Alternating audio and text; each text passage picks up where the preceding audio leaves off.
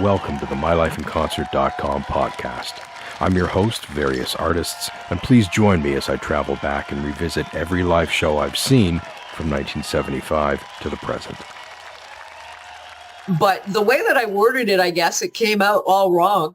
Apparently, behind me, where I could not see, was about to try to strangle me, and Dave Freeman, our program director, had to hold him back. And it was the drama. Really stressful. And, and James Brown, the drummer, was going, Skye, what the hell? I thought you were down with us. Like, I thought you were cool with us. What's going on? And I said, no, you don't understand. Like, I'm not trying to be rude. But this just blew out a mushroom. Yeah. It just blew out of bloody proportion. Hey everybody, I'm your host, Various Artists, and this is the MyLifeInConcert.com podcast. I invite you to jump into the time machine with me and my guests for this episode, and this time it's regular visitor Phil Collins and brand... Did I just say Phil Collins? Let's try this again. This time, it's regular visitor Phil Robinson and brand new visitor Skye Sylvain. And you can join us in looking back on two shows here in London, Ontario, by Birmingham UK reggae superstars UB40 in episode 33, entitled So Here I Am. Looking back on their concerts here in the Forest City at Centennial Hall on March 7th, 1984, and at Alumni Hall at Western University on March 14th, 1985. And those two gigs collectively are concert number 26 in the countdown of my live shows on the blog. The ticket price for the 1984 show was $11.50, which is $30.50 in 2023 Canadian dollars. Wow, quite a bargain. Unfortunately, there's no price listed on my ticket stub for the 1985 show, so maybe somebody can surface or let me know if they know what the price was, and I can put that up on the blog. Greetings, dear listeners, both new and returning, and thanks for tuning in. In this episode, me and my guests revisit these fondly remembered concerts here in the Forest City that happened as the band was breaking big globally and certainly here in Canada. Now, this episode's interview is pretty long and the three of us discuss a lot, so I'm going to keep this introduction pretty short. UB40 were formed in Birmingham, UK in late 1978 and are a multi-ethnic reggae band who spent 1979 developing their own style and a local following. Their debut single in early 1980, a double A-side with King on one side backed with Food for Thought, hit number 4 in the UK charts, launching a hugely successful career, first in the UK and then around the world. Now, Chrissie Hynde of the then exploding Pretenders, this is around the time they had released their debut album, which was pretty much broke out everywhere. She saw them live and loved them immediately, so she offered them an opening spot on the Pretenders' first major tour in the UK, that gave them a huge amount of exposure in the process. Also created a long-time friendship between Chrissie Hynde and the band. They have collaborated on a number of occasions since, and of course had a few big hits together. So that summer in 1980, UB40 released their debut album, Signing Off, and it came out on the independent Graduate Records. And it hit number 2 in the UK charts and went platinum, sealing their UK stardom. And they remained massively successful in Britain for the rest of the decade and beyond, while also breaking out in many other countries around the globe. And Canada is one of them. Now, initially, their records weren't issued in Canada, unlike most of the other various groups that would collectively come under that umbrella, the UK Slipstream. And those bands, their records tended to get released here even more so than in the States because those bands tended to be more popular here in Canada than in the US. So So they weren't initially released here, and 1982's UB44, which was their third album, that was the first to be released here in the Great White North. So we got 82, 84, their third album was the first. So we've got 1, 2, 3, and 4 there. However, that album was released, didn't do a lot here, but they truly exploded globally a year later with 1983's Labor of Love, an album of covers of early reggae hits that they'd loved growing up.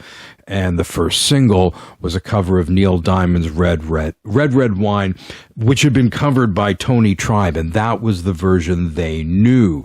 And it was an international smash, and it's probably the song they are most associated with. So the March 1984 show at Centennial Hall was announced when they and the album single were red hot, resulting in a sold-out show with a big crowd who were there, pretty excited that they were coming to town. They really engendered a lot of love here in London and returned a year later to the Month, this time to the larger Alumni Hall on the campus of Western University, or the University of Western Ontario, as it was then known.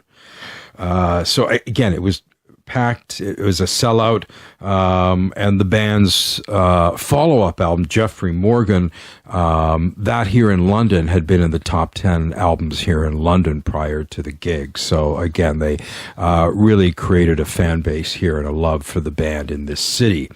Now, I attended the 1984 show along with Lady B, who has been mentioned in a number of previous episodes, and also, and of course, Phil, who we're talking about, also the artist. Now, I had met him on a trip to New York City, and both he and that trip are profiled in the mylifeinconcert.com episode 30, Back Against the Wall with Disco Pravity, which looks at a Circle Jerks show at the Reggae Lounge on Wednesday, November 16th, and a Psychic TV gig at Danceteria on Thursday, November 17th, both in New York City, 1983. And really the episode goes into the craziness of the whole trip. Now, for the 1985 show, Phil and I know we went with each other. We're pretty sure there were other people there, but we can't quite remember who. Now, of course, Phil, for those of you who've been listening regularly, and you should be if you're not, Phil's been a regular guest on the podcast. I'm always so happy when he comes back, and he returns once again to offer his memories from the show. And as you'll hear, we have memories from the 1984 show. It's actually regarding the after party with the band that our memories don't gel. So stick around and hear how we resolve that. Also on the episode today, making her debut appearance, is Skye Sylvain, who is she's been a broadcaster in London here for decades. Now, I first met Skye when we were both DJs at CHRW in the 1980s. That was the campus station at Western University. And it's just wonderful to have her on the podcast. And of course, we're looking at each other when we're filming this and recording this. So it's so wonderful to see and chat with her again. Now, she went on to work at a number of commercial radio stations in a variety of genres here in the city in subsequent years. And coming up in the interview, she actually gives a pretty cool mini history of sort of London radio, the radio dial from the 80s onwards, and that's coming up. Also, Skye ended up interviewing UB40 for CHRW, the radio station, and became a liaison of sorts for the band while they were here in the city during the concerts. And she indeed ended up bringing them to after parties each year.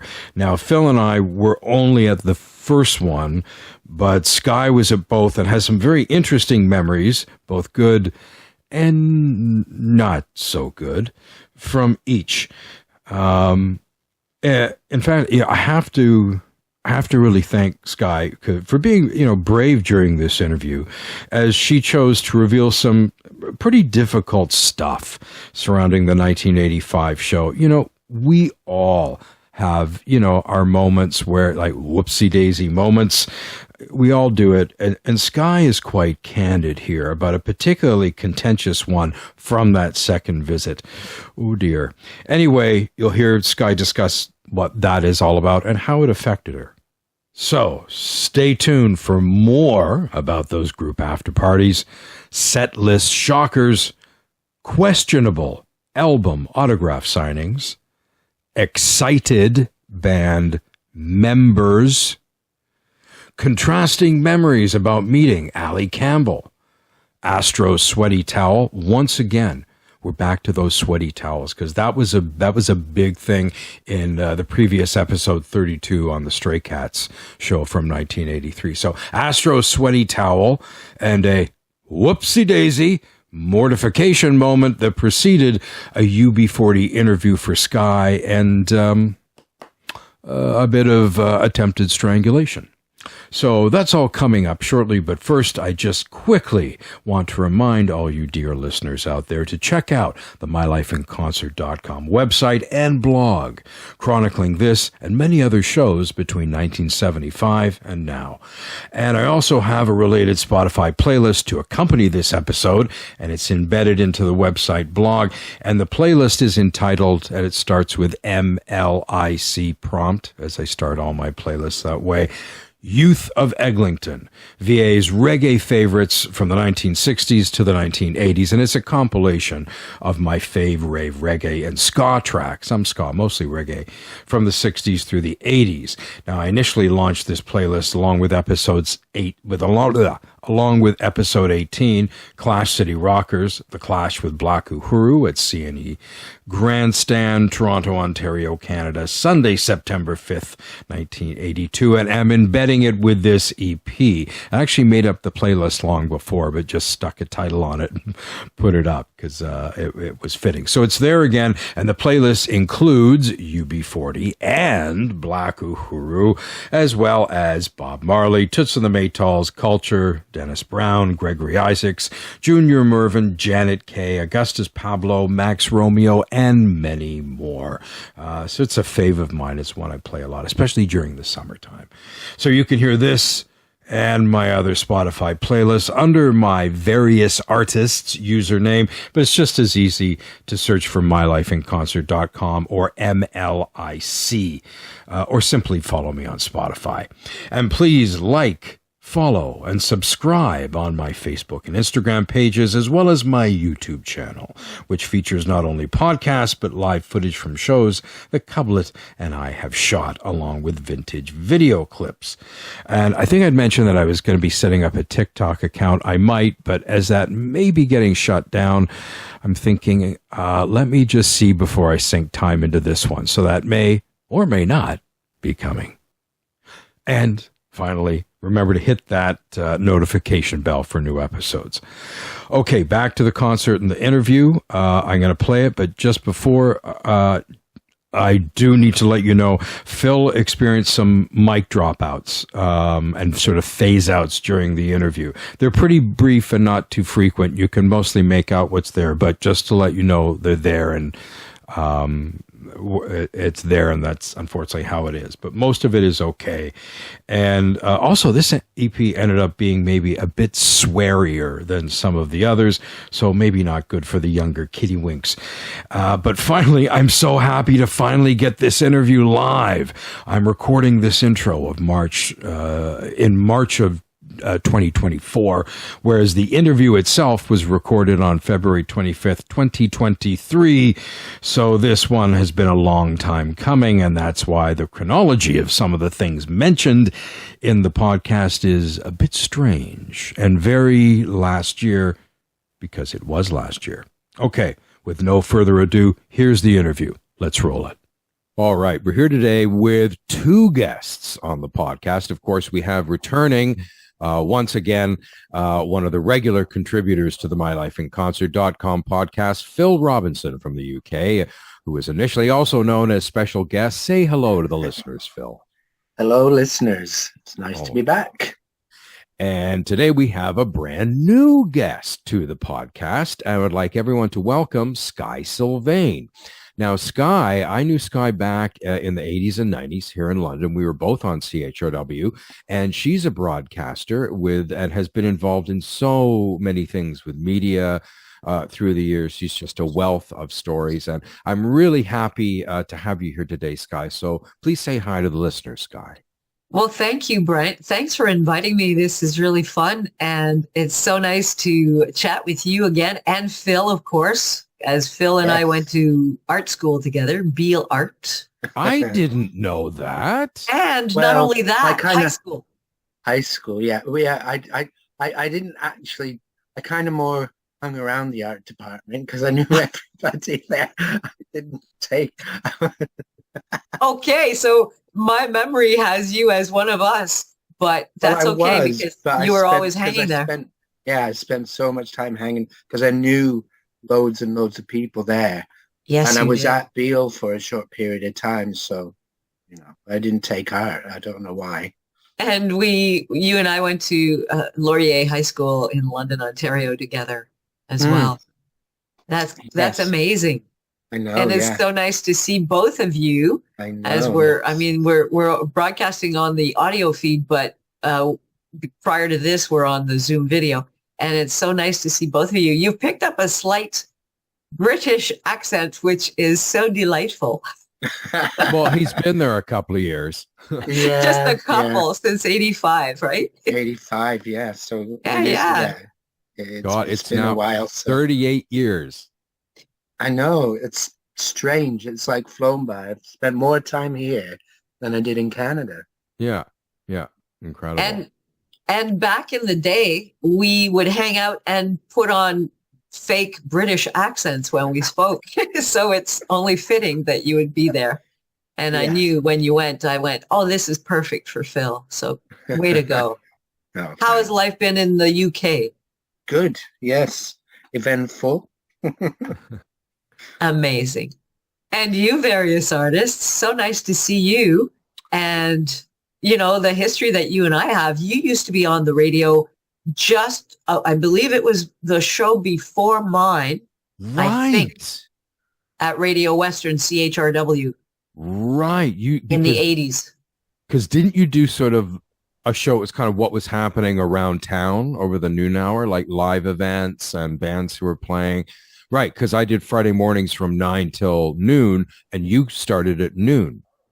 Oh, you were on Friday mornings. Here's what I was on. I was on Wednesdays initially for the first 2 years at Radio Western. I was on Wednesdays from 1 till 4 with the space program. And then in 1985, I switched to Friday afternoon from 4 till 7. So from 4 to 6, I did an open format show where I played all sorts of music, and I called that Live Air with Skye. And then I remember from that.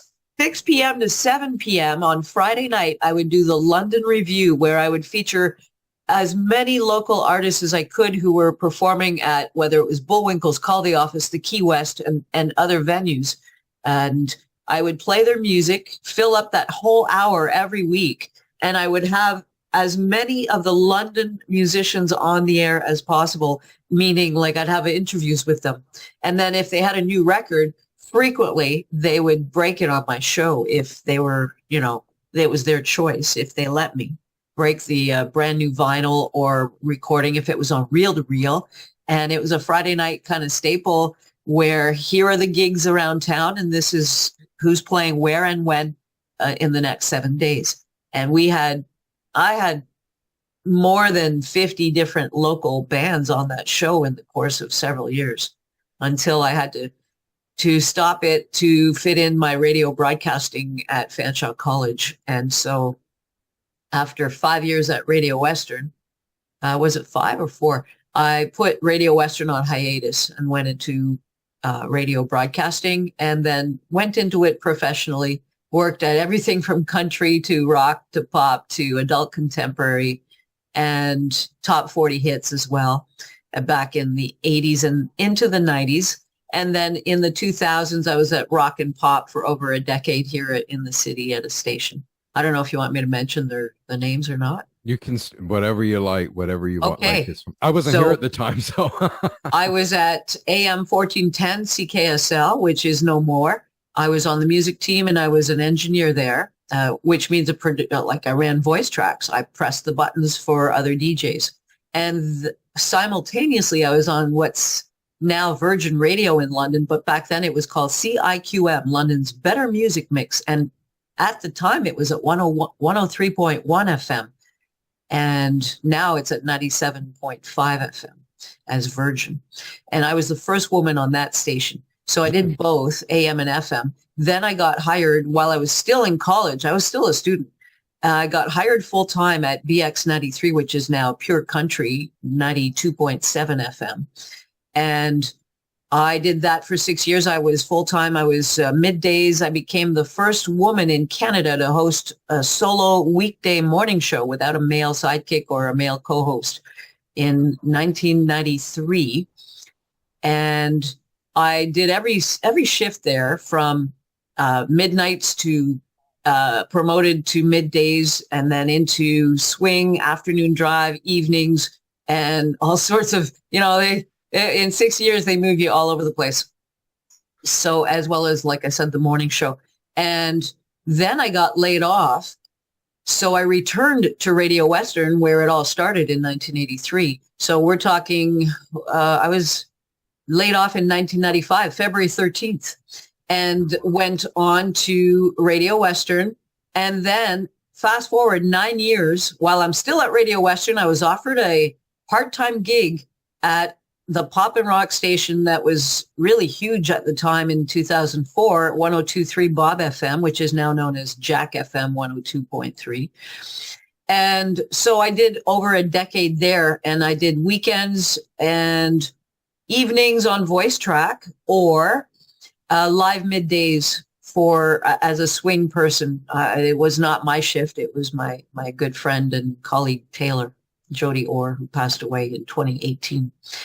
So that's sort of my background. And I stayed at Radio Western while I was doing Bob, doing a world music radio show, The Third Stone, that I had started hosting in 1995. That show was named by my buddy Aaron Connors, who launched that show before me.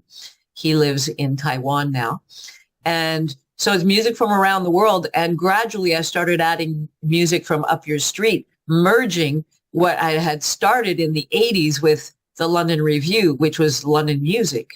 So music from around the world with music from up your street, the local scene together. So my career kind of came full circle, and I started playing occasional country songs and occasional pop and rock songs. If the bands were, say, I don't know, let's say April 1 was coming to the London Music Hall, for example. So I would promote that. So it became, my radio show at Western became an amalgamation of all the things I'd done in the past, all in one place. And I thought that was kind of fitting and perfect to, after being on the air 40 years, because that's what it's going to be in March. This year will be 40 years since I walked into Radio Western during it was a Thursday of the high school March break, because I was at Beale Art and we were on March break. And I walked into Radio Western and I said, I want to learn how to do this. I've been wanting to do this since I was 11. And that's how it all started 40 years ago this coming March. So, wow. Yeah. But thanks for letting me talk about that.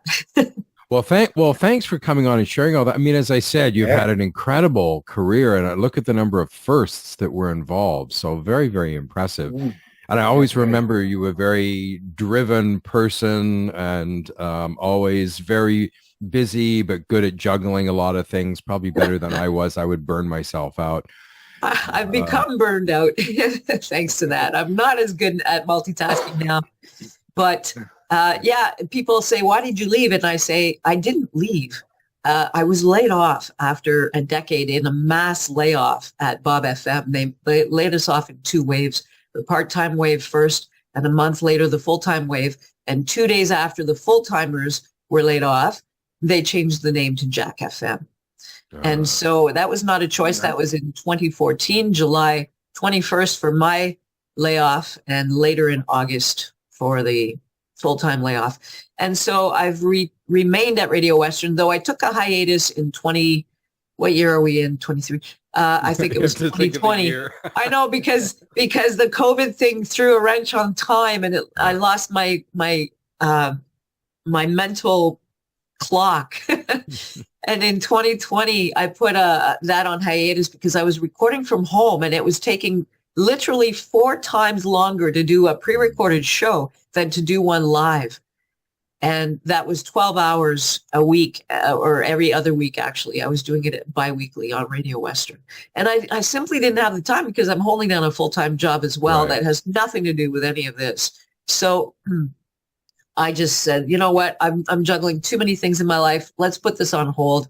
And I wasn't the only one. A lot of people have done that. And since then, I was hoping my life would stabilize a bit more, but it's not quite there yet. But I will return to Radio Western when I have an opportunity, and I've filled in occasionally the last several months, now and again, just spontaneously. Excellent. Well, looking forward to hearing you back on the air. Thank you. And one day when you have time, you do well to be back there as well. Right now. I am juggling. Like, I'm even getting these episodes up on air at the time to do it. And like the editing, it all takes so long. So I want them to be good. Totally get it. And I am juggling. There needs to be a Cylon double of myself. Because I work a few jobs, that I'm also in school. Then I also have this project. I have another project. So, and then there's just life itself, which is, there's just so much going on. So the time is absolutely not there. Maybe at some point in the future, but no, it doesn't work right now. But I like your voice. You've got a good radio sound, and with your writing background, it's a beautiful merge of the two. So nice quality. Oh, well, thank you. Well, it's good work. Again, I started this as just the blog, and then I decided, everyone's doing a podcast, I'll do it as a podcast, and I like public speaking. So now I'm doing it in this medium, and I can have yourself, and of course, Phil's been in many episodes, and talking about, let's start talking about why we are here today, which is 2 shows by UB40. One was on March 7th, 1984 here in London at Centennial Hall. And then a second show almost to the week, a year later, March 14th, 1985.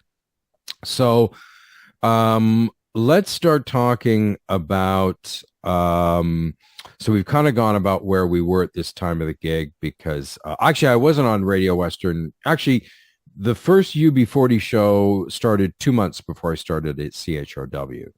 And at this point, I'd known you, Phil, for about a year. We'd sort of met up on the scene. And so I'll ask, do you remember first hearing about, first off, let's start with the band itself. How did you first know about UB40? A little bit about your background with knowing the band. How did I remember first hearing about them before hearing them. I think I remember first hearing them back in, it would have been around the time of the very first police picnic. When was that again? 81? Police picnic, 81, yeah. Yeah, so that August I think 81. That's when I first heard about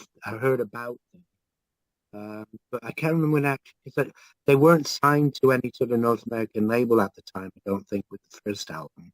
Yeah, because you're right. They weren't initially signed to a label here, because we've talked about this. I was an NME addict. I mean, I read the NME all the time in the the music press, and I knew of this band. I actually see the name UB40 because they had big hits in the UK right out of the box. And I was like, who's UB40? I really didn't know who they were for a while because they weren't signed. Their records weren't released here at all initially. And I didn't really, because they were on an indie band. And I also noticed they would have the indie charts. They were number 1 on the indie charts. So I'm like, are they post-punk? Like, what are they? And then I found out they were a reggae band from Birmingham. And I'm like, oh, okay. And it was they were very political. But I don't think I actually heard any of their music till about like 82. somewhere in around 80, maybe later 81, 82, and it would have been on CHRW. But their records initially were not easy to get or listen to here. No, because I can't even remember when the first time I heard them. I can't remember at all what the first song was that I heard. I don't know whether it was any of the Labor of Love stuff or it was before that. I knew it's the one album I can definitely remember is UB44, which I think is the third one. And my brother-in-law, that came out here. That was released here on A&M Records. I think that was the first domestic release. And that one I knew. That could have been the first one then. Yeah, that one I knew, and it got played on CHRW a lot. So that may have been the first one I heard. But then I went back and heard some of the early recordings.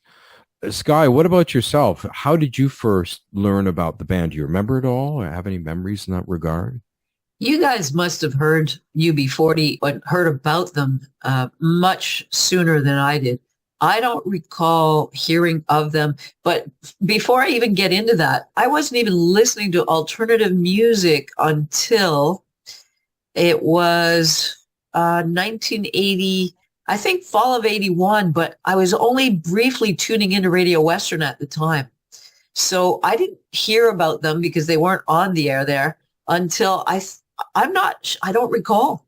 Maybe it was simply when we got the vinyl at the station.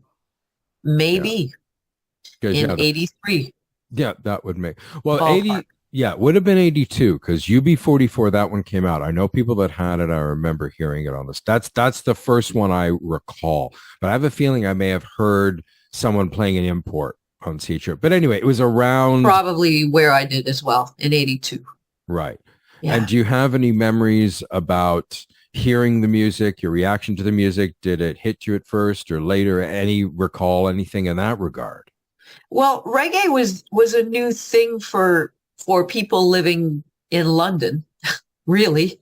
I mean, we'd heard of Bob Marley. I'd heard of Bob Marley back in around 1980. So, I mean, I was slow. I was not in a family that was listening to new or alternative or whatever music. My parents were listening to the Carpenters, you know what I mean? So, and Bing Crosby. So I listen to them now. Well, so do I now. But it's more for historical or memory purposes, brings back interesting old memories of childhood kind of thing. But to be exposed to that was strictly through friends and kids at school, teens at school. And I started BL Art in fall of 82. That's when it really mushroomed for me, my exposure to alternative music. I was starting to listen to it in fall of 81 when Radio Western went on the air first on Halloween. So I don't recall the first time I heard UB40, but I know that if it was say Red Red Wine or that kind of thing, that song jumped out at me because it was the production in it was so bubbly and poppy, but it had that edge of reggae that made it, what's the word? It's kind of like, it's from another country. This is so cool. This is not white music. And so it kind of grabbed me in a different way than all the British stuff. So it was a new perspective or a new sound you hadn't heard that was different, but you responded to it. Yeah. And it was just really bright and feel good. It had a feel good vibe. It was very happy. Mm-hmm. It was a warm song. And the other songs on the records, on that, whichever record it was, like I'm not one, as a radio announcer, I'm not one to memorize. And people are always surprised. They go, what album is that? No. I know too many artists to also have to learn what album it's from or what year it's from. So forgive me if I sound ignorant. I'm not. It's that I have such a broad musical base, but I discard minor details like what album is that from or what year is that from. So, and I even discard details on For example, what instrument does so-and-so play? Like, I couldn't tell you. I have to look. I'll handle that part of the equation. I'm obsessive about that stuff. And I'm not. But that's just it. Everyone experiences music differently. Exactly, because there's so many areas to deep dive, right? Yeah. And that's why I like having different perspectives. Sorry, Phil, you were going to say? No. I was just agreeing. I think it's, everybody has a different perspective of it all, so it makes it interesting. Yeah. Again, that's why I like having different guests with different memories, different perspectives, because you're talking about the same song or performance, but no two people experience it the same way. And again, with this podcast, it's one of the key things for me is the experience of music and live music and all kinds of music. So Phil, what about yourself? Do you have any memories of like hearing UB40? Were you interested? Did you slowly warm up to them? Any memories about your feelings about their music? I loved them from the start. As soon as I heard them, because I was also, because of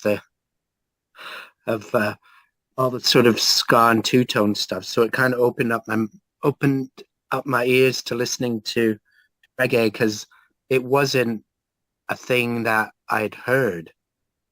And you didn't hear it on the radio at the time in London, Ontario at the time. You never heard it on the radio. So it was, I really enjoyed it. And I really liked Ali Campbell's voice as well. So, yeah. Well, with them, I liked, see, for me, well, as you know, I mean, I grew up in a music mad household, and it was the alternative. I just put up, there was a David Bowie episode I did where I talked about how I heard him on the radio and it was life-changing, which was strange for me because outside of the R&B on the radio, which I didn't hear at home, most of my epiphanies came from the albums coming into the household, not the radio. And it was all the alternative music. So I'd known the first reggae album I heard, I remember vividly hearing it at was it Music World or Mr. Sound in the Wellington Square Mall? And I went in 75 and they were playing Natty Dread. And I didn't even know I'd heard the word reggae a few times. And then I heard this album, but I didn't know what the music was. I really liked it. I actually stayed in the store to hear the whole album, but I didn't know what it, like, I thought this is really good music. I really like this, but I didn't know what it was. And then later I heard, oh, there's this word I hear, reggae. This is reggae music. Cause I thought, well, it's not R&B. What is it? But I was immediately interested. And then, of course, got into punk. And I was also getting into punk early on. And that, especially from the UK end of the spectrum, that was a really integral part. So I started listening to reggae in the late 70s. And I knew, especially some people went really, really big into reggae. So I also had that introduction to a lot of other artists. But I didn't hear, UB40 for a couple of years. And when I did, I really liked them. I did like their stuff, but for me, the first album actually that really impacted me with the band was Labor of Love. And I'd known about them for several years. I'd been hearing them for about 2 years, but that still remains my favorite. And I remember it coming out, and it was immediately a huge, huge album in the UK. And I read the British Music Press every week. But I remember getting that album and like, oh, I played it to death. I love that album. And that really was, usually I'm more the alternative end of the coin. With them, it was a very commercial, accessible album, but I really like it. Of course, the songs are all classics. So when you're starting with extremely strong material to begin with, that's a good thing. But as it was this album where they were playing homage to all of these songs from their youth, you can just, and it's called Labor of Love, you can feel it. The love for the music, I think, really comes through on the album. You can feel it. I feel, anyway. Do either of you have memories of that? Well, Skye, you were saying it probably was Labor of Love. Any memories of that album or the song? Well, Skye, you've talked about it, hearing Red, Red Wine. Phil, do you have any memories of Labor of Love? Yeah, I remember, well, because I remember liking it pretty much right away as well. And I'd read about it and heard that they were all cover versions. It was something that they really wanted to do. So, a lot of probably all of the songs I think were new to me.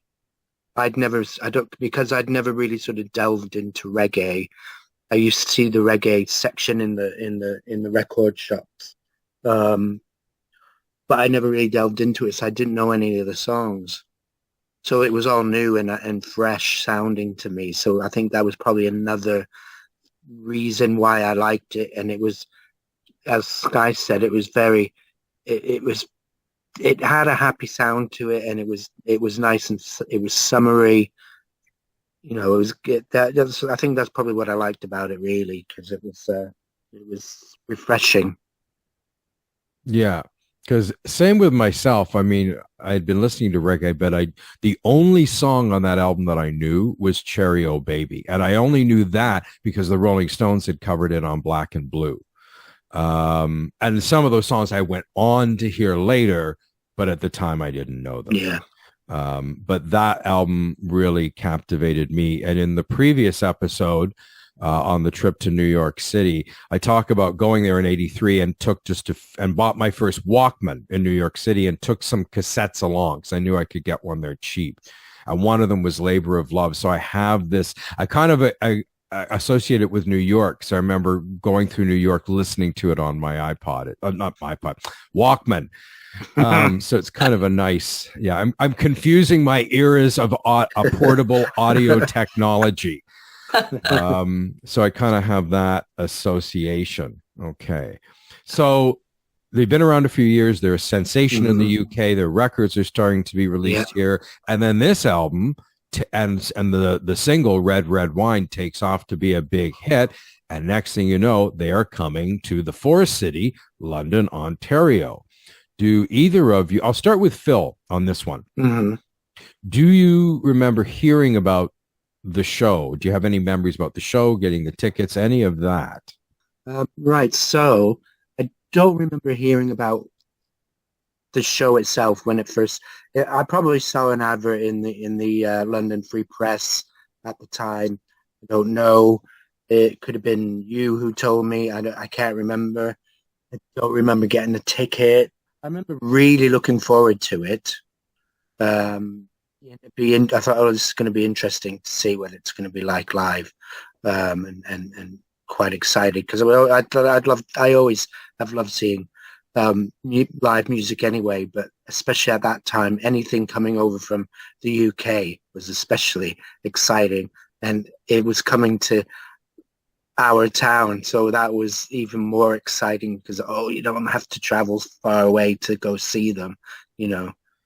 Right. And that's how I felt too. And it's weird through doing this podcast series because when I look at a show like this, I have two perspectives. I have my perspective of the time, which was London never gets anything. So it's really kind of because in comparison to Toronto, London never gets anything.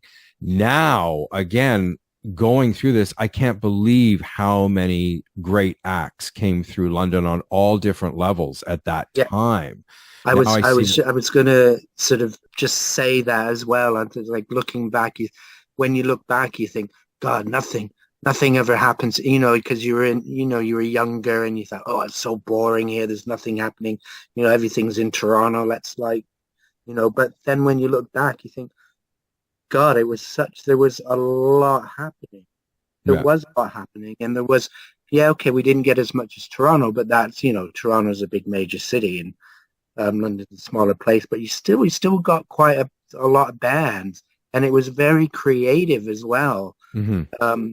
When you look at all the local bands and the local musicians and everything that was going on, and you two were talking earlier about CHRW, and that had a big impact, and it was such a good creative time without us even realizing it. It was like, I suppose, like with all the local bands, everybody probably thought, well, nothing ever happens here, so let's start it ourselves.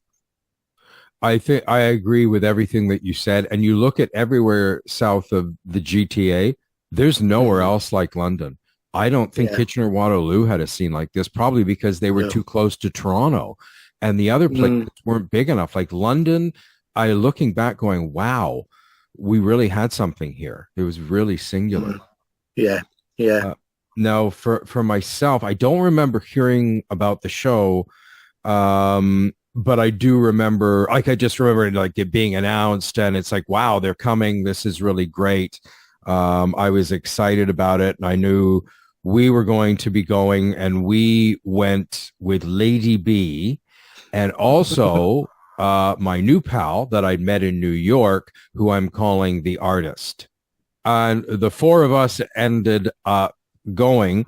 But before we talk about the day of the show, I want to talk to Skye, because you ended up having a very unique and special relationship with these shows due to a role that you were playing. Can I have you talk a little bit first about this 84 show, how you heard about it, and how you came to have this involvement?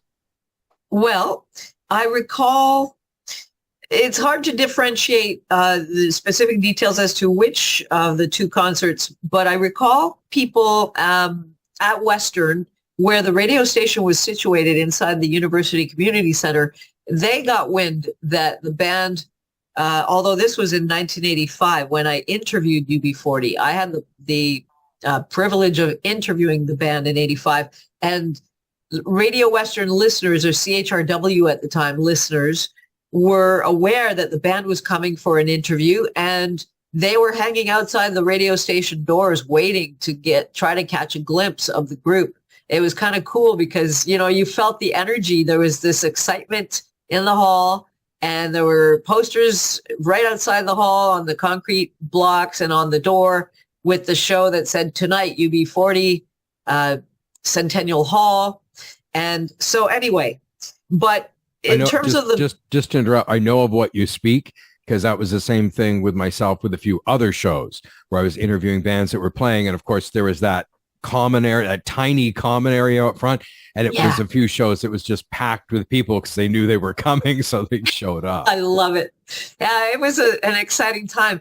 And we were privileged, really, to be part of the radio station and to have these people brought to us to interview, to put on the air, to have a one of a kind experience, and absolutely fantastic. And, you know, I was born in Montreal, but I moved here when I was 14 with my family.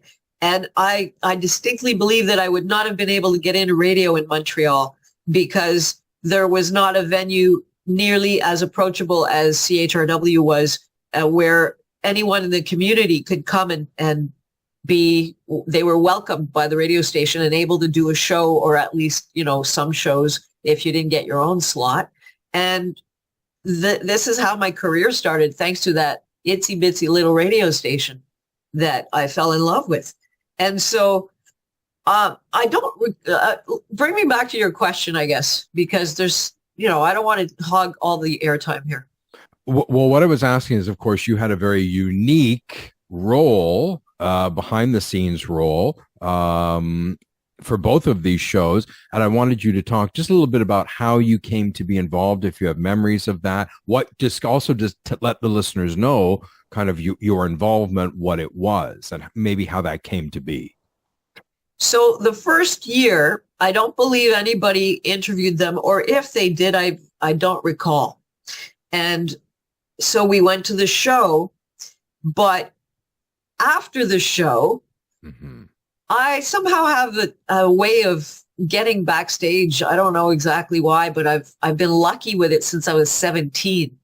And I stuck around. And basically, if you stick around long enough, you frequently get the opportunity to meet them. You have to use your eyes and ears and, you know, be respectful, don't get in anyone's way, and wait for an opportunity to pounce. And that's what I did. I went backstage after the show, and I met the band and invited them to what was the first of two parties, one party in 1984 and one in 1985. Okay, so Okay, so I'm just going to pause here because I want to talk about that later because we have memories of that as well. Okay. So now I understand it happened after the show. So let's back up just a little bit and talk about the day of the show and the show itself.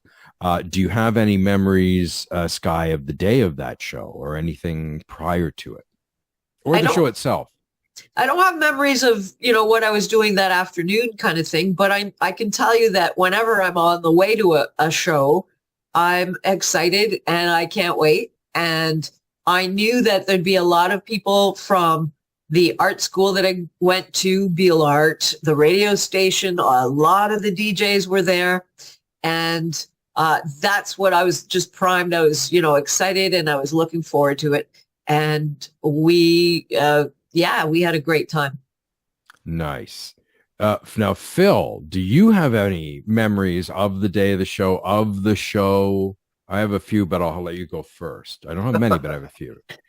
Oh, right. So I don't have any sort of memories of the lead up on the day itself, unless it was the day that I tried to cut my hair into a mohawk, because I remember I had a mohawk at the time.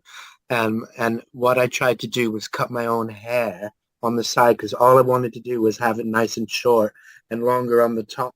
But I did such a bad job of it. I thought, oh, bugger. I'll just shave it off. So I had this short sort of Robert De Niro, Joe Strummer kind of mohawk. And then I remember. Yeah, because I was talking to a guy at the show. This guy was like going, "Oh, I love your hair, man. Oh my God, it's so good. It's great." And the show itself, I remember them doing Red, Red Wine, I think was Red, Red Wine, as the second song into the concert, which was unusual because that was a huge hit. Mm-hmm. I mean, and I remember also being when that became a hit, I remember thinking, wow, this is being played on AM radio on the local stations, which was unusual. So for them to play the biggest hit as the second song, that was really, because you would have expected it to be at the end, maybe the encore or the last song or the second last song. So it was like, okay, that's brave. Is the crowd going to go? Are people going to go, I've heard the hit and I'm going to go.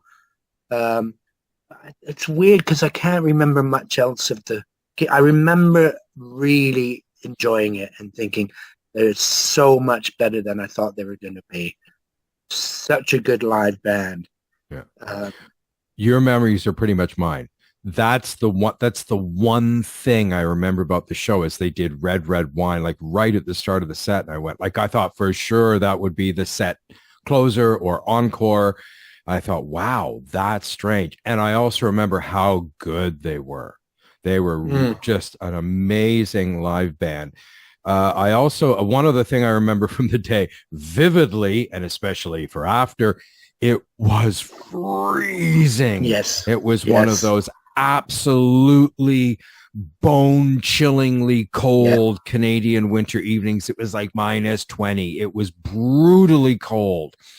And this concert was 2 years after Orchestral Maneuvers in the Dark had played at Centennial Hall. And that night, and there was a blizzard hit and we were delayed, we almost froze our limbs off waiting to get in. So the UB40, the first thing I think of is how cold it was. Yes, I remember that. But luckily we didn't have to wait to get in. Yeah, it was just absolutely freezing. I remember getting inside and thinking, oh God, because it was so packed. It was so warm. It felt so good. And of course, because we were in our 20s and we were just too cool for school, were we dressed for the winter? Oh no, probably dressed for like the middle of summer. And, but me with hardly any hair. Yeah. And so we did that and the show was good, but that's all. Those are my only memories of the show. But I'll read this off. This is from the blog entry. This is a page. This is my memory of what happened after the show. So we ran into someone on the way out. The identity of said person now escapes me, who tipped us off that there would be an after party for UB40 not far from the venue. So with address in hand, the four of us speedily retreated back to the back against the glacial winds to Phil's apartment just a few blocks away. It was Central and Colburn. Central and Colburn, yeah. Right. We killed time at Shea Special for about an hour or so before once again braving the piercing frigidity, hoofing it down a few more blocks to the identified designation. It was one of the city's many magnificent Victorian homes in the residential section of the city's core. It turned out to be a frat house, and a rather sprawling one at that. We arrived, knocked at the door, and had it expediently confirmed that we were at the right place. Indeed, the small crew inside the frat house were waiting for the 40s of UB and were invited in without knowing a soul there. So we just crashed out on the couch. It was huge, sprawling place, but there was hardly anyone there.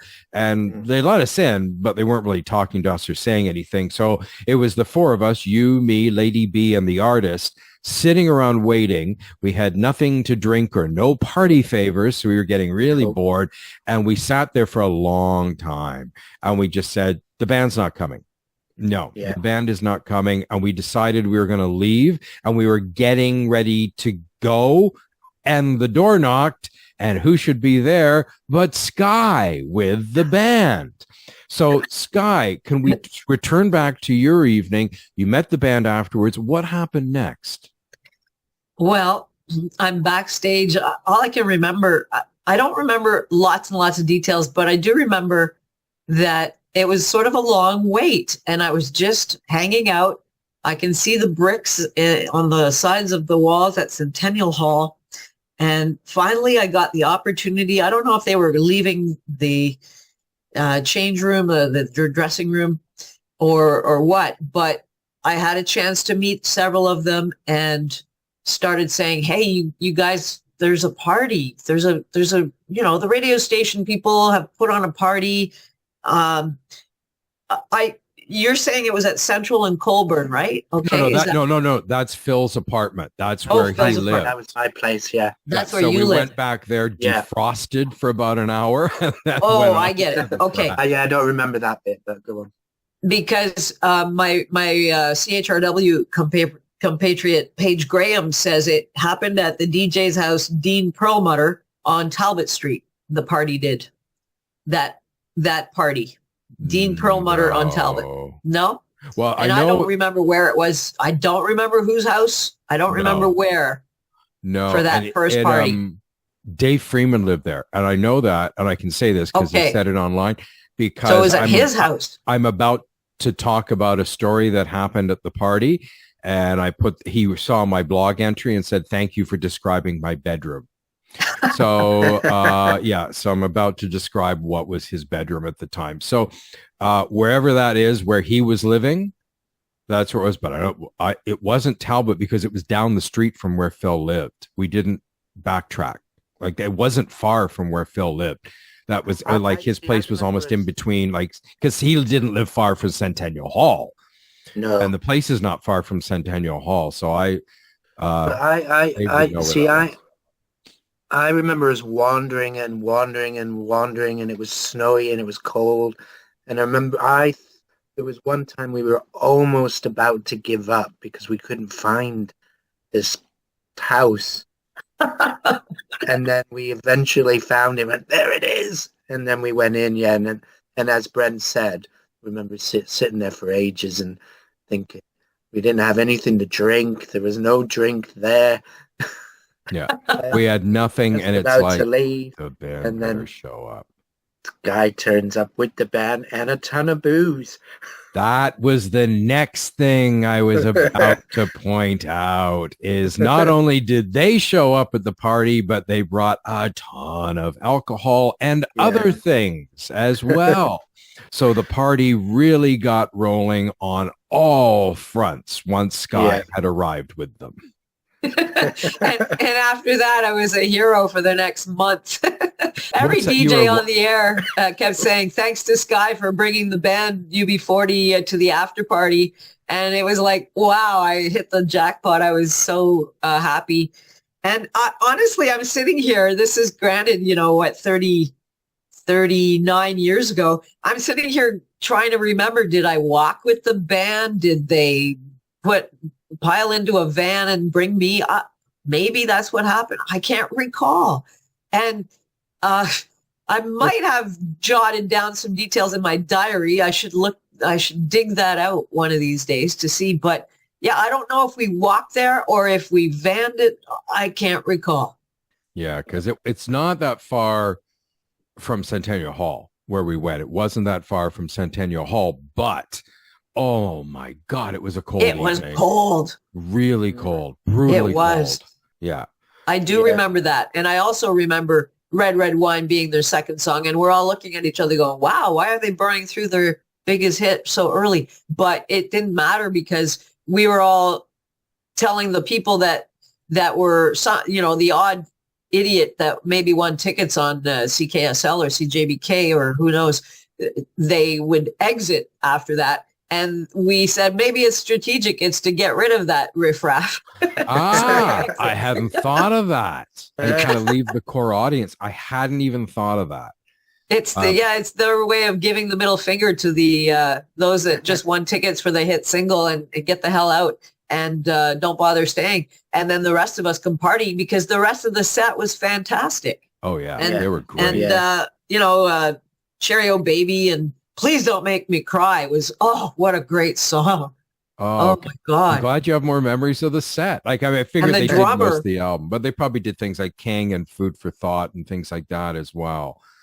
Yeah, and Guilty and etc. Yeah. So it was awesome. I don't really remember anyone walking out though. I remember the crowd really being into it and them getting like a really strong response. People loved them.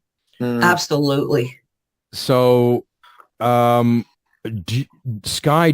I have a very big memory I'm about to discuss from the evening. Do you have any memories of the party or anything that sticks out? Because I have a biggie. Oh, no, you go for it. Because, no, I don't have a specific memory. Okay, so the biggest memory of the entire night is what's coming next.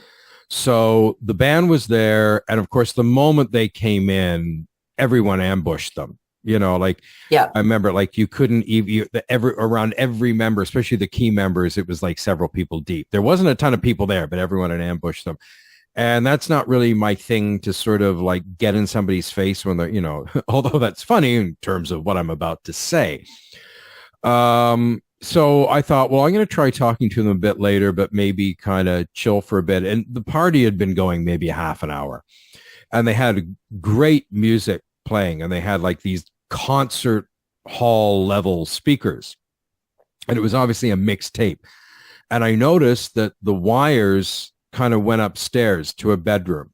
So being a nosy Parker, I thought I want to go up there and just kind of see where the music is. So I followed the cord up to this room that turned out to be Dave Freeman's bedroom. And I wandered in and there is Ali Campbell standing in the bedroom by himself. And I went in, I was really kind of shocked. And obviously he had gone up there to get away from everything. And I come wandering in and I'm like, hey, nice to meet you. Great set. And he's trying his best not to roll his eyes too hard. And definitely the look on his face when I came in was, what the hell are you doing in here, for Christ's sake? And you know what? I do not blame him one iota. Everyone's in your face all the time.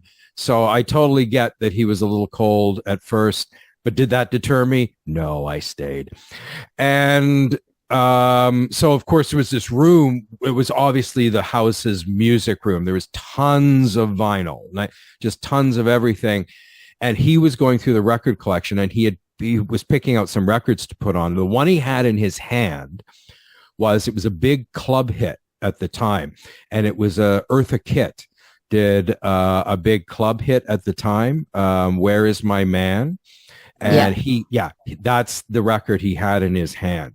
Nice. And so, as with most musicians, you get them talking about music, and rather than about themselves or anything, this, being a sycophant.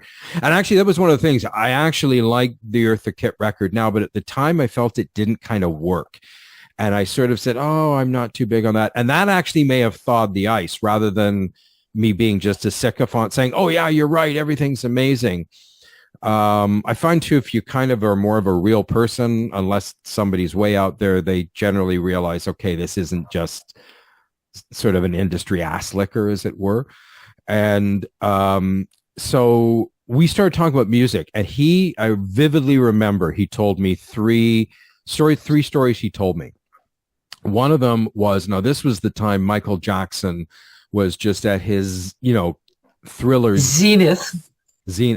And he was sort of saying he'd always been a huge Michael Jackson fan, that they were the same age and he had followed everything he had done from his childhood. The second one was that he was talking about the early days of UB40 when they first started going to London. So he was saying that when they first started going to London and playing gigs, they didn't really know anyone in London. They met a pre-fame Adam Ant. So this would have been like 79. And they became friends. And the first few times they played London, they crashed at Adam Ant's place. He and his wife were living somewhere. So they all crashed out on the floors. So around 79, early 80, those bands kind of, even though they're very different groups, they kind of, sort of connected. And Adam and the Ants was, of course, much, even though they were still not famous yet, they were still much more well-known on the London scene. And of course, both of those bands later in the year turned into superstars overnight in the UK. And the third thing is we got talking about Stevie Wonder. And of course, I'm a huge Stevie Wonder fan, his 60s and 70s stuff. Anyway, and we were both going on how great he was. Although he said the one Stevie Wonder tune he didn't like, and this is also to remember, this is 83. For me, like his 85 and after stuff, I'm not big on. So I was still, Stevie still had just finished his Imperial period in the 70s. And he was saying, yeah, I don't like Master Blaster. I thought that was a little rich. But yeah, so that was really cool. Also, now my memory may not be perfect. He may possibly have had a spliff in his hand. I can't remember for sure. He may possibly. And if he had possibly had one, he may have lit it and stood there for a while, taking many drags off of it and not offering any, and then getting about halfway through it. Had he done that, he may have offered me chunks of the rest of the spliff, which really made the evening go well. So it was very nice. And I spent about 15 minutes up there, like the party was going on elsewhere, just chatting with him. And, he was kind of back off initially, again, which I don't blame him at all. But he warmed up, and I found he was really, really friendly and really down to earth. And then Phil came up because you were looking for me because you guys had wondered where I had disappeared to. And so Phil entered in, and I think it was like, oh no, another one. So then, do you remember this, Phil? No. Wow. I don't remember that. What I remember of meeting Ali Campbell, this is my memory of meeting him is completely different to yours. Okay. I remember going upstairs to go to use the toilet, and Ali Campbell was stood there waiting as well to go in to use the toilet. So I went up and went, oh, are you waiting to use the bathroom? And he went, yes. And I started talk. I don't remember talk. I remember him talking about Adam and the Ants, because he did mention about them going to London in the early days. Yeah. And he said, from what I can remember, that Malcolm McLaren would book them in to be the opening band for Adam and the Ants. Oh, neat. And then I remember you coming up going, oh, hello. That's how I remember meeting Ali Campbell. It's both completely different stories, but maybe they both happened. Maybe we were living on different planes of consciousness. So, but again, this is why I like having different people on with different memories, because everyone has a different memory, and they don't always sync up. I will go to the death thinking that's how I saw him, but. Well, maybe they both happened. I don't know. Maybe what happened to you happened before I talked to him. Maybe, yeah. Maybe. Yeah. I remember him being a really nice guy, because I think I spoke to him again later in the evening.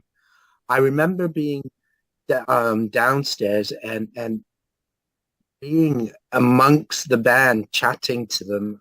I don't know what I was talking to them about. But I remember somebody who lived in the house brought an album. It was one that I'd never seen. I think it was I don't know whether it was an album or an EP or something, but it was a live recording.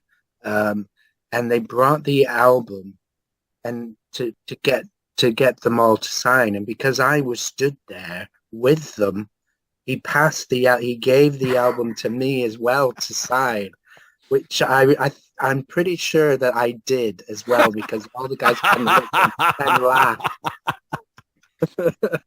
That's hilarious. Oh, I wonder if somebody still has that. I'm with the band. Somebody somewhere has a UB40 album with the signatures plus mine. Okay, there it is. There's a challenge. If you were at that party that night and brought that album out and hopefully are still alive, find that album and scan it in so that we can all see it on the internet. Yes. So, because I can remember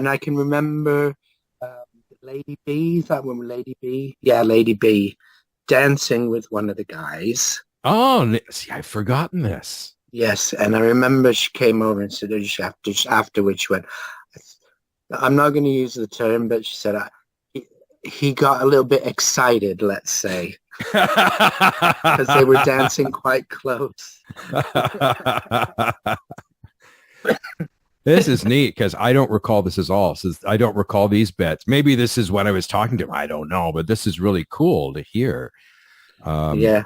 Because I definitely remember you coming in and we chatted for a while. So maybe that was the second time you were chatting to him. Maybe you chatted to him earlier.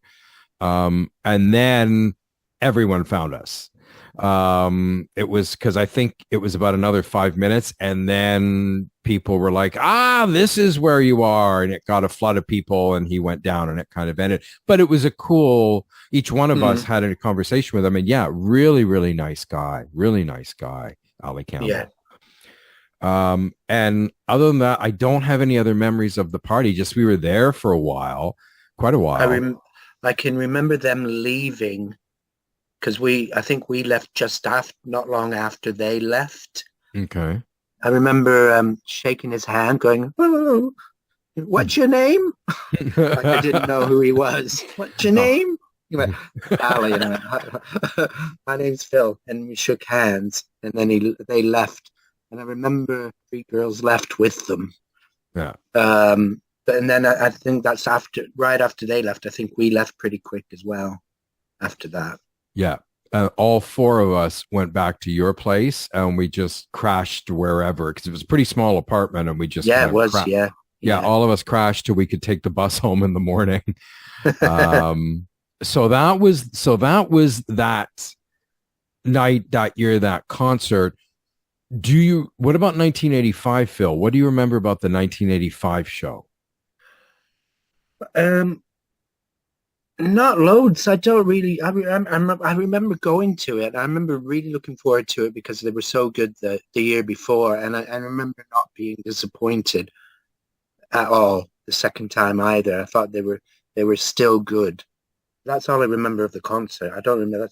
That's about it. Yeah, same with me as well. They came back. I went again. I love the show. The other thing I remember is I think we were close for both shows, but this second show was at Alumni Hall on the university campus. What's it? Yeah. I was going to ask because I have recollections. I have more recollections of that show for some reason. Yeah, and I have none, which is great. I thought it. Oh right, okay. You probably still have the ticket, but yeah. All right, okay. Because I have just had pictures of it still being at Centennial Hall at the same place, but no, okay. the first was Centennial, the second was Alumni. And it's the same as well. I remember going to the show, I remember enjoying it. One of the things I do recall is we got right up to the front. And they were promoting the Gefferey Morgan album on that tour, which I had, and I liked that album. But otherwise, other than enjoying it, I have no memories of the show. So luckily, we have Skye with us today, who has memories of that second show. And so, Skye, what can you remember about that second concert and your involvement with it? And, of course, the interview as well. Well, just in the course of this conversation tonight, it's some of the memories of the first show have come back. I remember that Shirley Eichard warmed up she was the opening act. Really? Shirley Eichard, yes. And really? What an unusual combo. And that's what we all said. And I remember I was sitting on shoulders. This was at Centennial Hall in '84. I was sitting on somebody's shoulders, one of the DJs. I don't know if it was, I have no idea. I can't, maybe it was, the artist, possibly. So, but Shirley Eichard warmed up, and it was they didn't really go well together, but no. Nonetheless, that's what it was. And we did have the record at the radio station, but she was sort of more pop than alternative. So she'd been around for a while. She'd been around since the mid-'70s. Yes.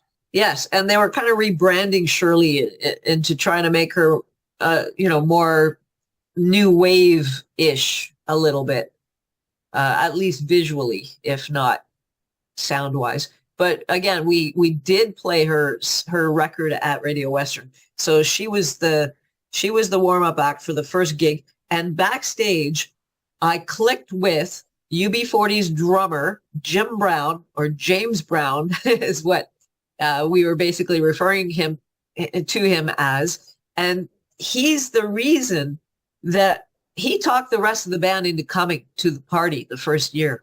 Really? Because I was sitting there in the back of Centennial Hall chatting with Jim Brown, the drummer, and asking him, I was 18, and I was asking him whatever questions came to mind as a new radio announcer that I was. And it made enough of an impression that he said, "Oh, there's a party. Let me get the guys to come." And that's what I remember while you two were discussing your recollections. So, but now to the second show in 1985, March 14th. It was at Alumni Hall because I have visual recall of a little bit of that show, even more so than the first. And nice. It's, I can't give like specific details per se, though I do remember Astro having a towel around his neck, a white towel that Alumni Hall had backstage. And at one point he tossed it out, and one of my party friends, she caught it. And I was so envious. But meanwhile, I was the one who interviewed them. So, it's funny the things you envy, right? But whatever. Also, I had a chance to see their tour bus afterwards, and I even met up with the band after the show outside of the tour bus underneath Alumni Hall. There's like I don't know exactly what room is under the stage, but there is a room under the stage in the basement, and I chatted with the band there, and I chatted with them in their tour bus behind Alumni Hall, and that's post-concert. But the interview happened before the concert. Right. And I have sort of an embarrassing story about the interview. Well, it is. It's embarrassing, actually. It's not sort of embarrassing. It's embarrassing. It's up to you whether you want to tell it. Oh, yeah. No, I'm good. I'm happy to tell it, because even though, again, it's 39 years ago or thereabouts. It'll be 39 years ago. But I can tell you only what I recall. So it was arranged that I would interview the band because I was the one that did interviews every day every Friday on my London Review radio show. So I was kind of the go-to, and they said, let's get Skye to do it. And the week before, I'd had the popular London band UK's on the air. I still have the audio to almost everything I've ever done. Nice. I've got to find a way to find some time and upload that, but that'll take hundreds of hours. But that's one of my goals before I die, is to get all my interviews and stuff on the internet somewhere. I'm just trying to where. do that myself now. I've digitized some stuff for some of the episodes, like my Marianne Faithfull interview. Oh, excellent. So, I met Joe Mavidi. I interviewed Joe Mavidi of Marianne Faithfull's band. Nice. And Nathaniel Peterson. When they came, Joe Mavidi of Marianne, he co-wrote Broken English, and he came back to London and played the Talbot Inn with his band Sensible Shoes. And not Earl Falconer, that's UB40. Nathaniel Peterson was a David Bowie bandmate who joined Joe Mavidi with the band Sensible Shoes to play. And that I interviewed them both on Radio Western at the time. I just have to interrupt here for a moment. I just realized, Joe, what is how do you say his name again? Mavidi.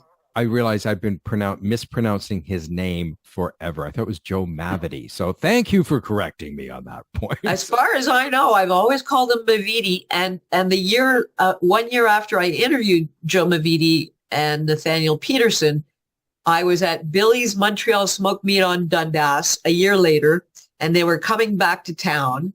And I was having a smoked meat with my boyfriend at the time, Greg. And in walks Joe Mavidi in Billy's Montreal Smoked Meat and goes, Skye! A year after I interviewed him. And I went, get lost. You remember? He said, of course. He was such a sweet guy. Wow. And passed away several years back. But anyway, that's an offshoot. I don't know if you want to continue with offshoots. Keeping that one in.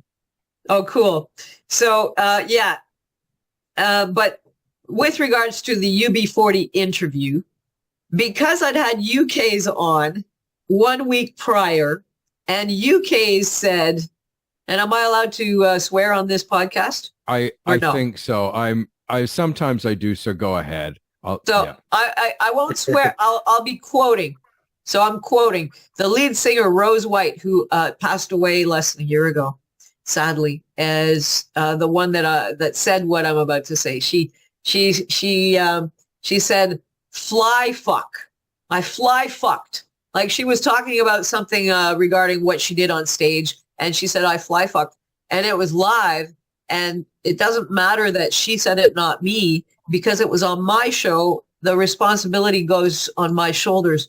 And seeing as we are governed by the Canadian Radio, Television and Telecommunications Commission, we're not allowed to have people say the F word. At least at the time. Now the regs are a little different. I think after 9 p.m., it's allowed if you're quoting or if it's in a song, but you can't just say it in a sentence. It's got to be a quote or a lyric in the song. So she said it live it was 1980, it was 85, yeah.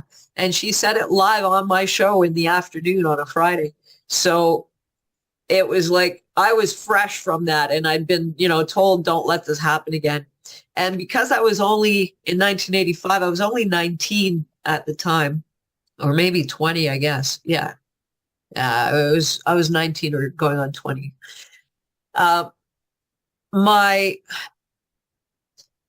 The way that you talk to people is still developing.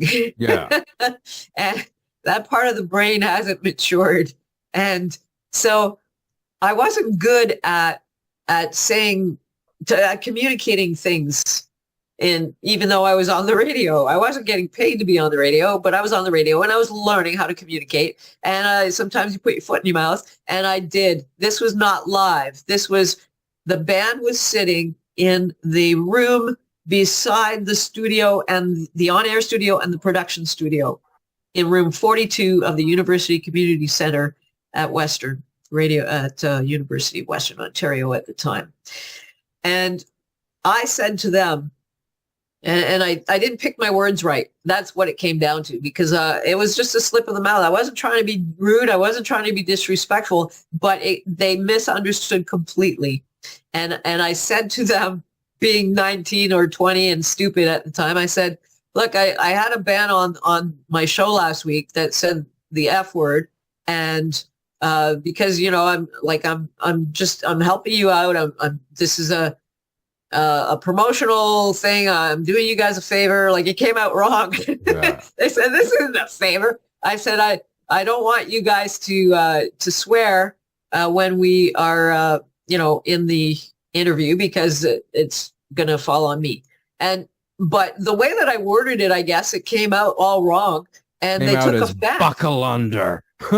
It came out as they were like, what do you mean this is a favor? You're not doing us a favor. We're doing you a favor. And Bobby Gale, the A&R artist and repertoire rep, was standing there from Polygram Records. Mm-hmm. And he got really upset because the band was upset, and he thought I was being a rude, arrogant bitch or something. And that couldn't be further from the truth. Like, to this day, I've never been about ego. I've never been about pride. I've never been about bragging. I've never been about showing off. I am actually a shy person who I'm an introvert who acts like an extrovert. Oh, interesting. Because I always thought you were such an outgoing personality. And I'm an introvert who acts like an extrovert. And I'm in the Myers-Briggs personality test. I am an INFJ, which is the rarest personality type. And it's the 1% of the population. And I am one of the very few INFJs. Gandhi was an INFJ. They say Jesus was an INFJ. I'm an INFJ. I have no desire to piss anybody off. Like, yeah, I get angry sometimes and I'll swear like the Dickens. I'll swear like a sailor, but I don't want to piss people off, and I don't swear at them, and I don't call them names.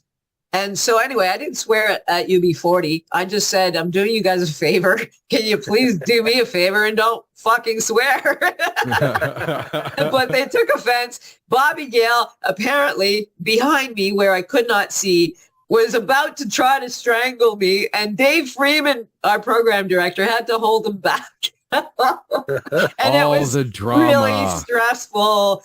And James Brown, the drummer, was going, Skye, what the hell? I thought you were down with us. Like, I thought you were cool with us. What's going on? And I said, no, you don't understand. Like, I'm not trying to be rude. But this just blew out a mushroom. Yeah. It just blew out of bloody proportion. Ooh. And I was just so embarrassed, and I didn't know how to walk it back.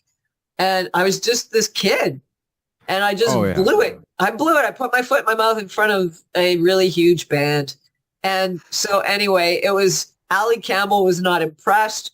I can't remember if Robin was sitting beside him or what, but it was, or maybe it was Astro, but it was like, oh my God, this is, and then I said, look, let's just move on. I was hit record. Let's do this interview. And let's forget that I said that. That wasn't what I meant, but they were ruffled feathers. The feathers were ruffled.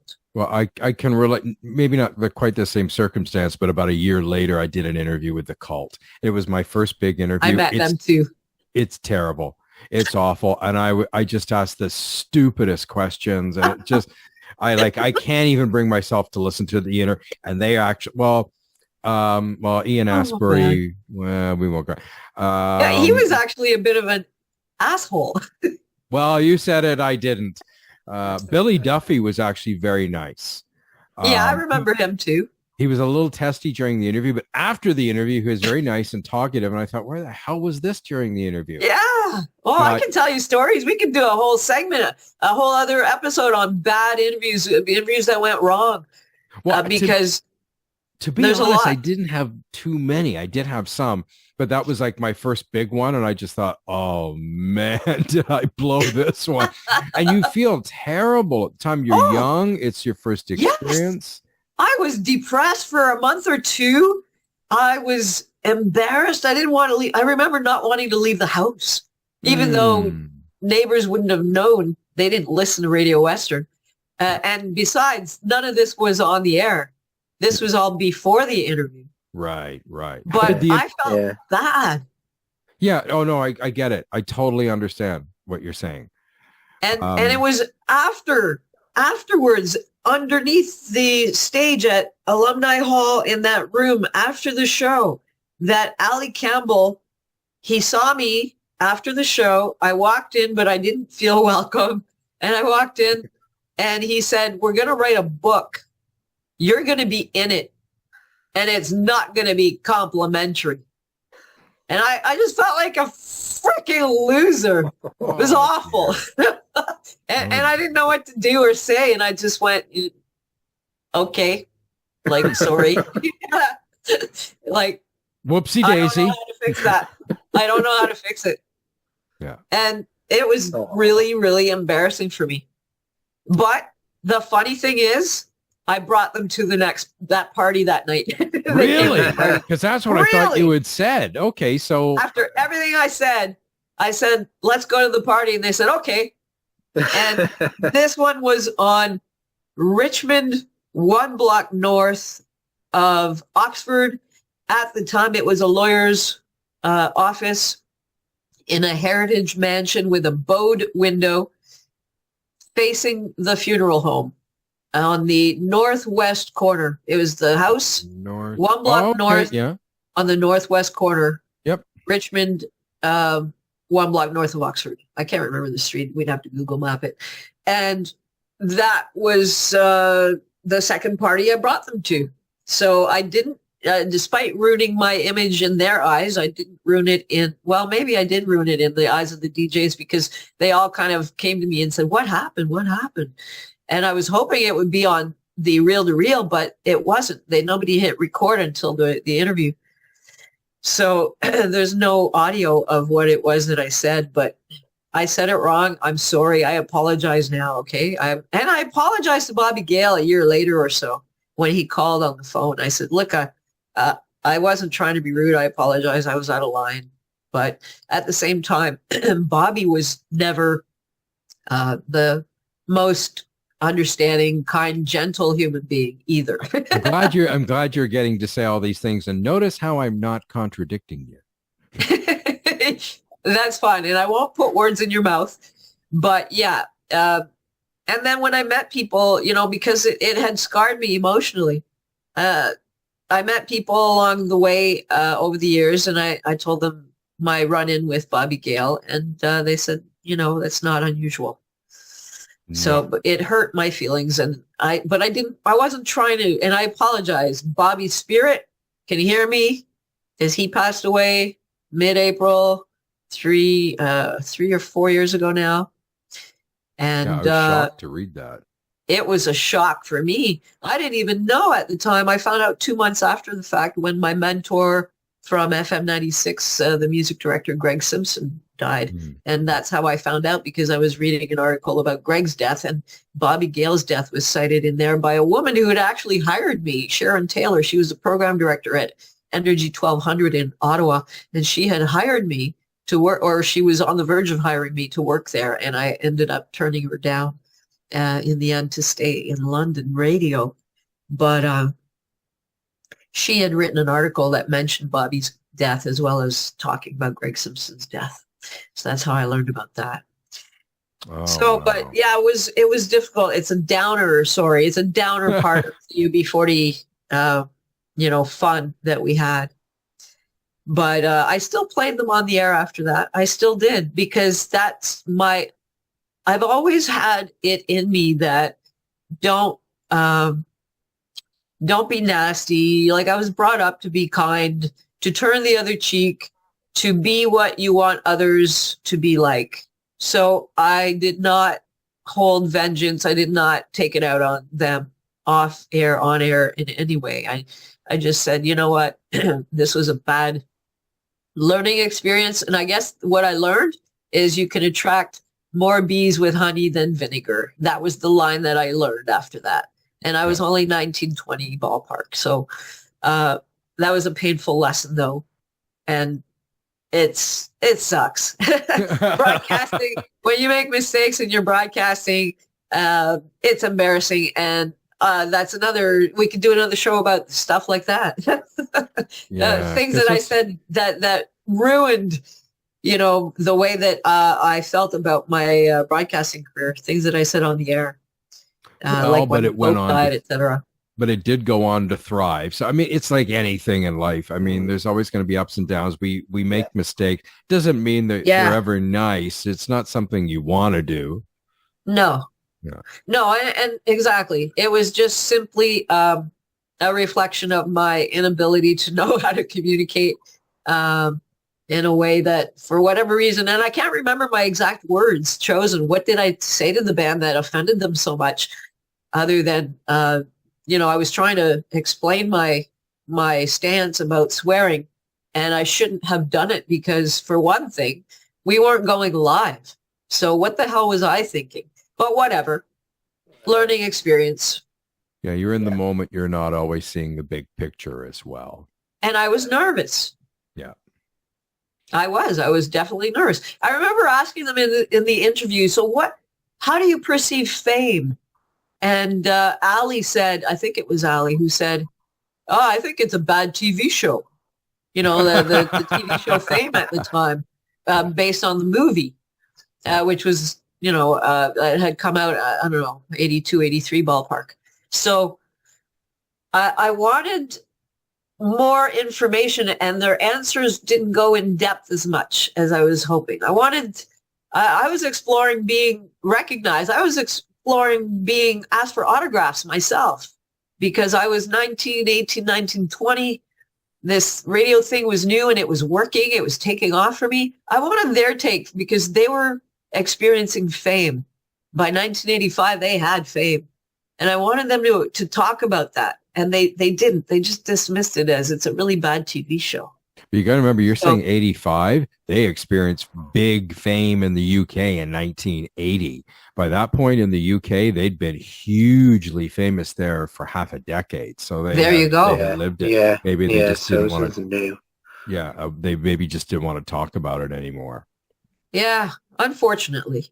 So anyway, the interview didn't go in depth as much as I was hoping that it would. But they were fine. And afterwards, I said, "You're still invited to a party." And they said, okay. Well, and they showed. It's party time. Yeah. All right. So I'm really glad that you have all those memories of the second show, because again, for Phil and I don't have a lot of clear memories. Yeah, it's the first one. So, but the show, we all enjoyed the show. They were a great live band. Did anyone here ever see them again? Not me. No. I don't think so. No, I haven't seen them live again. But here, I don't know whether they tour. Do they tour? Well, they split up in it because Ali Campbell walked out of the band, and they there's two different versions. Right. There's two different versions of them that tour. There's UB40 featuring Ali Campbell. It used to be UB40 featuring Ali Campbell and Astro, but sadly Astro passed away. Yeah. So now it's just UB40 featuring Ali Campbell, plus there's the other version of UB40, which is the rest of the band. So there's a two, and it would be good if they could get back together as a whole unit, but I think there's a brotherly, really bad falling out, where that doesn't look like that's ever going to happen. Yeah, that's what I've heard. I did see them again in 2016. Just before we left Ottawa, because I was in Ottawa for 20 years. And one of the things I've mentioned that happened with Ottawa while I lived there is it became a huge music city. I saw just about everyone there. And they have three major festivals that I would attend. Of course, Blues Fest, the Jazz Festival, and the Folk Festival. And the Blues, I saw them. They had just moved the Folk Festival, now became City Folk, and they moved it downtown. Blues, into the Glebe, and or Ottawa South, and Blues Fest took it over, and again had a very varied lineup. The night I saw them, it was them and the Tubes. Oh, so wow! Sort of an sort of an odd lineup, but UB40 were really good. I really enjoyed them, and Yeah, so it was nice to see them again. I really enjoyed the show. I'm trying to figure out which version. I think it was the one with Ali Campbell, if I'm remembering correctly, but it was one of the iterations. And eventually I'll talk about that show way down the line. But I did see them a third time and really enjoyed the show once again. I thought like they're a really great live band. Yeah. Yeah. What I recall is Astro and his dreadlocks, and they set him loose on a couple of songs at least. Yeah. And they would, he would get the crowd going. I can still see him, like he's swaying back and forth and leaning forward. He's got the towel. He's spinning the towel in the air. And then when he threw it, and a party friend of mine, she picked it up. She like it landed towards her amazingly. And that, I remember our friends, our party friends, we used to hang out at James Emine's house, and they all thought, oh, this is awesome with Astro going nuts with the mic. They had him come out in front of the stage, and they had him really getting the crowd wound up and pumped and energized. And he just, he'd be kind of doing that early rap. Yeah. The early rap before rap music. And it was a highlight. It was called toasting before that in Jamaica. Well, they had rap kind of came at the same time, but in Jamaica you had toasting with people talking over the records, sort of. Oh, thanks for that dub version. Yeah. Yeah. That's I didn't know there was a name for it. Thanks. I wish I should have known that, but I don't. So toasting. So that was Astro, and the bassist Earl Falconer. He and I exchanged addresses after that second gig in 1985, and I wrote to him, and he actually wrote me back. I still have the letter. Even after everything that went down, he was. The thing is, he said everything's cool, Skye. It's all right. Like he wasn't offended, but Ali and Jim Brown, the drummer, were a little bit put off, but Earl wasn't. And I told Earl, I said, look, I wasn't trying to be rude. I'm so sorry. I feel bad. I want them to forget about it, like to see me for where I'm coming from, not from where they misinterpreted me. So he wrote me back, and he was very nice. And he said, yeah, they're just don't worry about them. That's what he said. Oh, that's kind of a nice PS to the story. So that's really nice. Do you have any memories of the party? The second party? What I recall, there's just a couple. Before we went to the party, the tour bus was parked in the back of Alumni Hall. Yeah. But so I went into the bus. They were at the table, and they invited me in. And then from there, I suppose is maybe the vehicle we used at Winnebago to go to the party. Perhaps. I don't recall, but I know that I brought them. And all I can recall is it was a 3-story house, and the party was on all 3 stories. Oh, and nice. And there was probably some spliffing going on in there. But and of course music and lots of people. Nice. I don't remember conversations, but I hung out with some of the bandmates in that house. Yeah, I know that I did. Yeah, how about you, Phil? Go ahead. No, I don't know whether we were at the right party, because the memory I have is that we went, me and you, Brent, and whoever was else with us, trying to look for it, and then we found a party, or we found somewhere where we thought where the party was, and we thought we couldn't see the band anywhere, and we waited around, and we thought, this isn't the right place, this party sucks, let's go. and we wherever we went, I don't know, but I don't even know whether it was the right place or the right, that's my memory, is like we were so disappointed that the whole night itself didn't live up to the year before. Although the band was great, the afterwards wasn't the same as the year before. That's all I can't remember. So whether we were at the right place, it didn't stick around long enough. I don't know. You know what? I had totally forgotten that, and now I have these little rice pellets of memories that are coming back about that. Cool. But just vaguely. But yeah, it was, we definitely didn't go to a party with the band after, but now I remember that. I'd forgotten it. I'd forgotten about that. So that's pretty, so it was in two incredible shows, that they played here. They got a big response. I know that when I've posted up on Facebook and like the London Memories group and that, people flood in to talk about these shows, and actually in terms of the blog, they're very popular entries. So I think there's a lot of fondness for those shows among people who are Londoners or people who were Londoners at the time. And again, it was a big highlight because they were a big international band and from the UK, and people really loved them. Both shows were very, very well received. I remember the shows being packed too. Yeah. So anyway, that wraps up our look at these UB40 shows from London, Ontario from 84 and 85. I'd like to thank you so much, both of you. Skye, thanks so much for joining us with all your memories. And well, thank you for inviting me. It's a privilege. Well, we'll have to talk because there might be more shows coming up where I wouldn't mind interviewing you. Absolutely. Because there's a lot to do. And Phil, once again, thanks so much for stopping by. Now, I'll also be interviewing you for the next show on Susie and the Banshees in Toronto at the International Center. Yeah. So you'll be returning. To try and dredge up some memories of that. I've been trying to.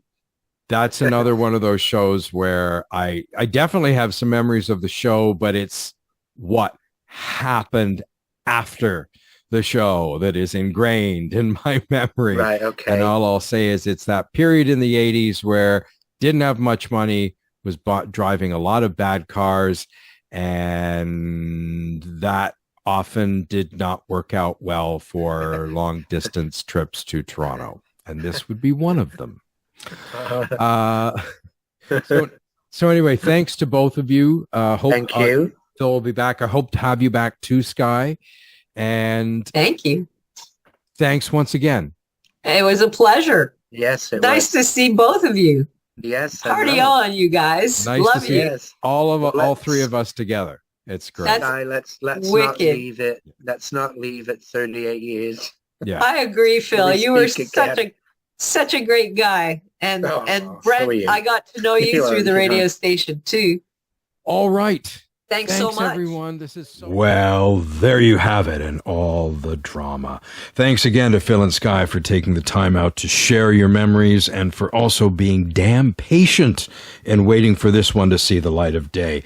Also, you can go to the mylifeinconcert.com blog. There's a blog entry there that I wrote back in 2011, and there's no, this is near the end. This is more 2014, but there's a lot of details in that about the show. It's mostly me talking about my experience, and there's a lot of details that are there that aren't in the podcast and vice versa. And of course, also the Spotify playlist is there, Youth of Eglinton, the reggae compilation.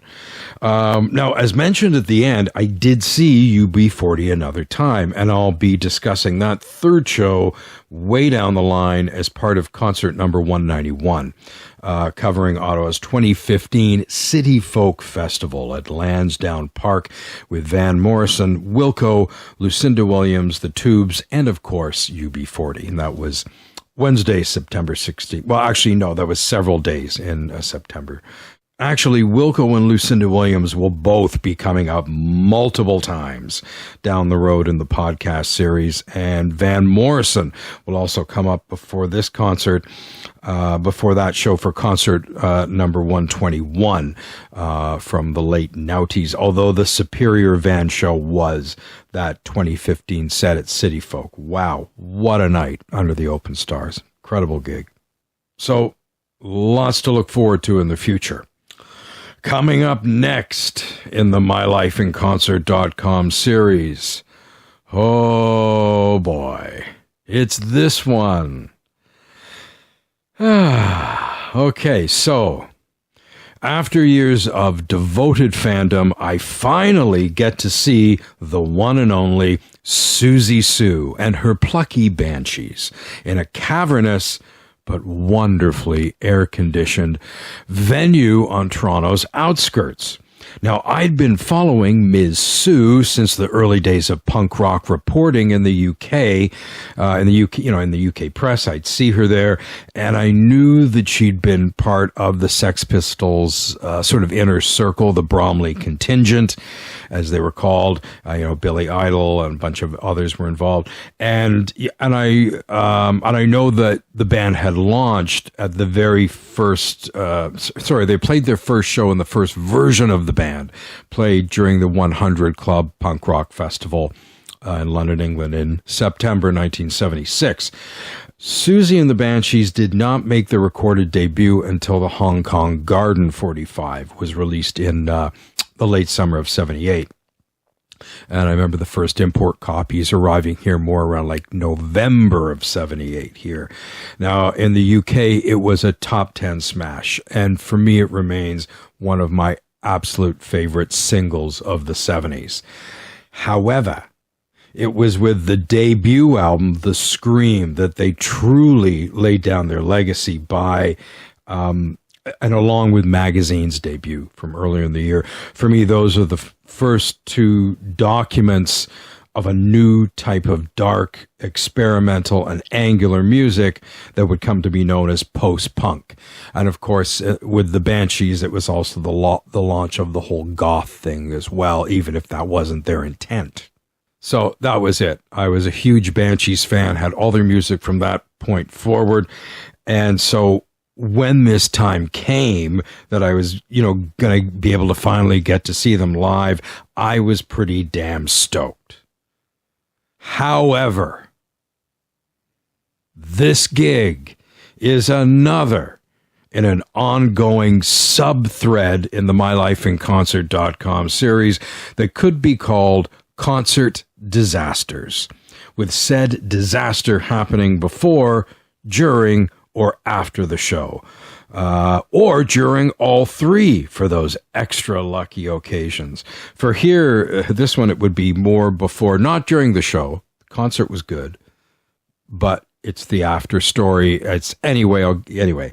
So anyway, frequently they involve some of the cheap and old cars I was driving in the 80s malfunctioning in some way, with crazy making results. And this Susie and the Banshees EP is first of those. That's even, I guess, another subgroup, Car Nightmare Concert Disasters. So what the hell happened with this one? Tune in next time to find out. You'll be hearing all about leg casts, rumors of a gig, smoking fuses, the little Honda that couldn't, and Cities in Dust. And that's the name of upcoming episode 34, concert number 26, Cities in Dust, Susie and the Banshees with Images in Vogue, the International Centre, Toronto, Ontario, July 10th, 1984. And there'll also be a brand new blog entry for the show released along with the podcast. Well, I actually started and got about 70% of it written back in 2015, when I was still on Open Salon. But when it closed, that's where I first started blogging, where 98% of the people were reading me. When it closed, I kind of lost my audience at the time, so I abandoned the piece. So 9 years later, I'm finishing it, and it's coming your way along with the podcast. Also, Phil will be back again to detail his memories. Now, we each went down with other people, which meant that Phil was spared the journey and special experiences that the other three of us went through. Anyway, that's all coming up next time. Finally, I'd like to remind folks to please remember to like, follow, subscribe, and hit the notification bell where applicable on our Facebook, YouTube, and Instagram pages. And please leave your memories of any of the gigs I'm writing about on the platform of your choice. And finally, if you've enjoyed the podcast, be sure to tell your Toonhead friends about the Splendiferous an edifying experience that is mylifeinconcert.com.